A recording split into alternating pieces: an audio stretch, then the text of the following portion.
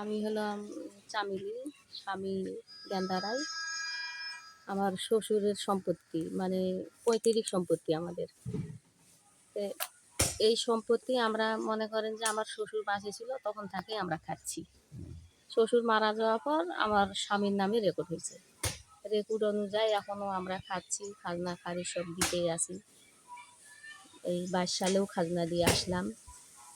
এখন ওই মোজাম্মেল কোথার থেকে এখন কি কার কাছে নিচে জায়গা জানি না, ওই এখন সব করে আসে দাবি করতেছে যে আমি এখানে জায়গা পাবো।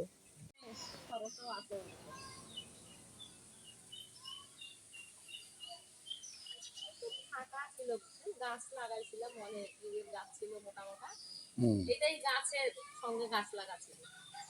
আর কিছু বলার নাই। এখন ওই ক্ষমতা দেখাচ্ছে, কিসের ক্ষমতা জানি না, এই ক্ষমতায় কিন্তু আসতেছে। মনে হয় আমি হিন্দু বলে আমার উপর মনে হয় নির্যাতন করতেছে। লোকজন সভাপক্ষ একটু থামাইছে, থামার পরে তারপরে তো আমি একটু ওই যে এখন আইনের আশ্রয়ে গেছি, দেখি ওনারা কি করে। মোজাম্মেল হক, এখানে পূর্ব পাড়ার মোড়ে ওখানে লেদের দোকান আছে, আর বাড়ি হলো ওর নবাবগঞ্জ, এখানে লেদের দোকান আছে। ওর 2 ছেলে আরও ওর স্ত্রী অনেক বাচ্চা কাচ্চা নিয়ে আসছিল, ছেলে পেলে মানে যত ওই বিরামপুরের যেগুলা মানে ওই যে সন্ত্রাস যা বলা যায় তারাই।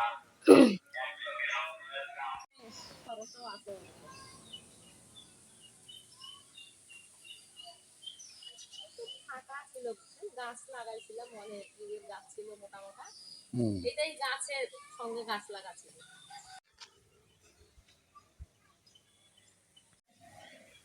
এখানে বাড়ি, আর এখানে তো শাশুড়ি থাকে, শাশুড়ি ঘুমায়, শাশুড়ি আছে তো।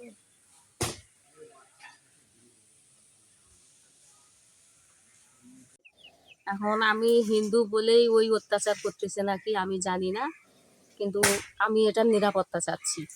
প্রশাসন এটার আমাকে নিরাপত্তা দেয় যাতে আমি শান্তিভাবে এখানে থাকতে পারি।